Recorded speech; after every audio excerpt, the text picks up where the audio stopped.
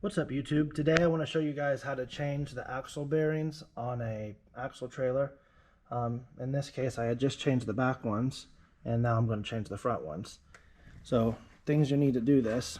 If your old hub is good, you can keep that. My old hub was bad. The problem was in my old hub, right down in here, I don't know if you can see, this piece right here is called the race, and that's what the bearing sits on top of. It's kind of pivoted inwards, so you see when you put your bearing in there, it sits in there flush, and that's how it spins. So your axle, this sits on your axle. There's an inside bearing and an outside bearing. So this goes in there and spins, so all your weight is right in the middle right here.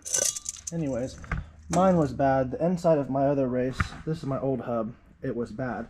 So I want to put new bearings in there. You'd set that in there and it wouldn't sit completely flush like this does. It would sit kind of cockeyed. Therefore it wasn't going to work. So my hub's bad. I got a brand new hub, which obviously comes with new studs on it. So I got new lug nuts. I have my, I guess you call this the inside bearing, the outside bearing. That's your axle nut. There's a washer, and then you'll need this seal. Also, I went ahead and got a new grease cap just so that way it would fit this new one perfectly. So with that being said, we're going to go ahead and get into this, and I'll show you guys. The first thing you'll do is you want to take these bearings. There's no grease in them right now. They need to be greased so that way they spin freely and don't seize up on you. So I'm going to use this wheel bearing grease, get some on my hand, and I'll show you how to pack these bearings properly. Okay, so what you want to do is get some axle bearing grease. You don't have to wear gloves. I just like to wear gloves just because it's so hard to get it off of here, and every single time I've done this, it's all over the place. Anyways, you take your bearing. Now, see right here, that little gap right there is a little bit wider than that. So what you do is you put the grease in your hand and you push down and scrape away. And you just rotate. The idea is that you want to push grease up in there, and you'll see as you do, it'll start coming out a little bit.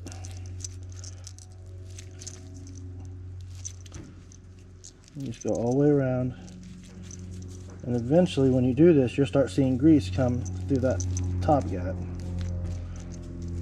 This is very important. Just take your time and do this right. They also sell like a little cone that you stick around this, and you can put a grease gun on and push it through there like that, but it's really not hard to do it like this. Just take your time, keep going around. And basically what you're doing is you're just packing grease up in this side of that fitting. And the more and more you go around, it will eventually come through the top. So I'm going to keep doing this, and I'll be right back. GoPro, stop recording. Alright, takes about a minute. This is the back side that I was packing. You can see fills up with grease. And on the other side, if you do it enough from this back side, it'll eventually fill that gap up. But I'm still going to go around here and just make sure I really got it in there good.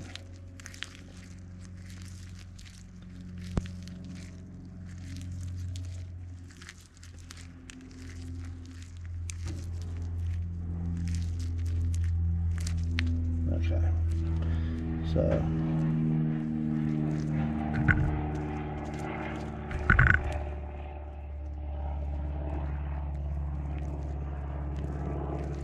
you can also run this down through here and just try to fill up those little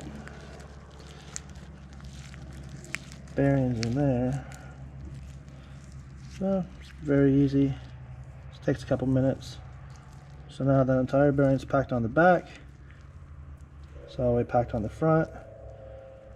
I just leave that extra grease on there and clean it up a little bit, but you do want a little bit of grease still all the way around it. The more the better. So, alright, there's that. I'm going to go ahead and pack the inside bearing now, and we'll be right back. GoPro, stop recording. Okay, so I got both of the bearings all packed, inside, outside, and on the actual side.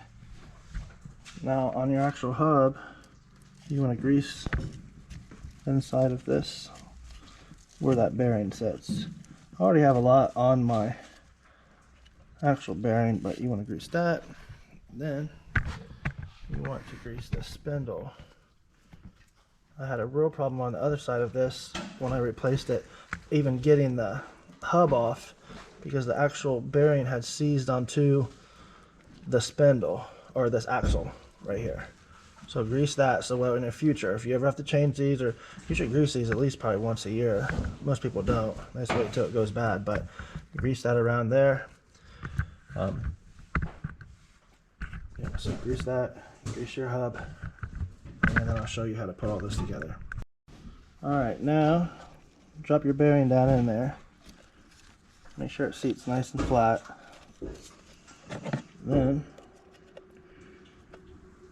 take this puppy and put it on there. Now, you don't want to hit it in there on one side and it pop up on the other, so I just take a board.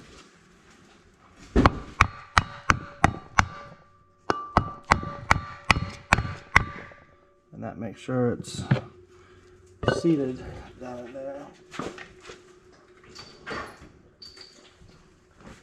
Then I'll take a little extension, because it's still not all the way down in it. You still have a little bit of room.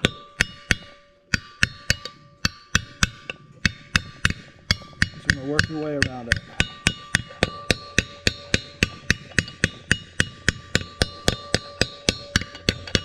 And you probably can't hear on there, or actually see it, but when you start hitting it around there, you eventually feel it like bottom out. So that seal is completely on there.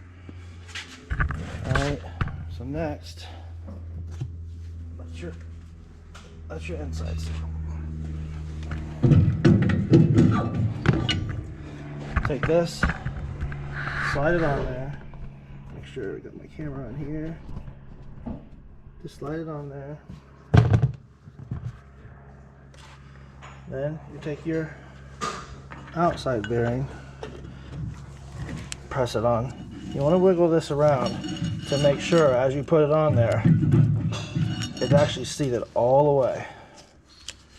Okay, that's on. Your washer, and washer sits on the inside. Whenever you tighten it down, it seats up against the bearing. Then your axle nut. Take these gloves off. The axle nut, the one I have this is 1.5 inches. I'm gonna tighten it on there. A little bit more.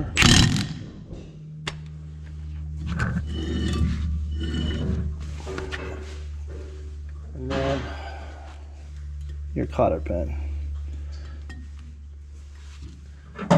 It's actually very simple to do this. You take your cotter pin, slide it in all the way, bend one back,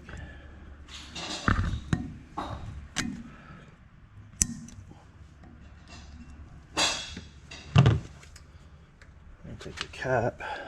This little guy has to be pushed into there.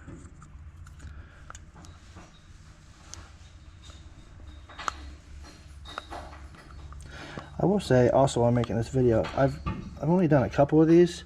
This is the way I do it. I don't know if you guys have any tips to make this go a little better, or something I'm missing. I'm definitely welcome to suggestions. Let's see that.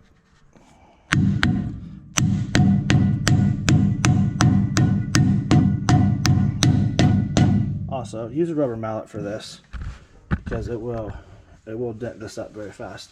But I hope that helps somebody. Like I said, if anybody else has any more suggestions, I'm not a professional at this whatsoever, but I've done a couple of them and they all went fine. So that's how you do that.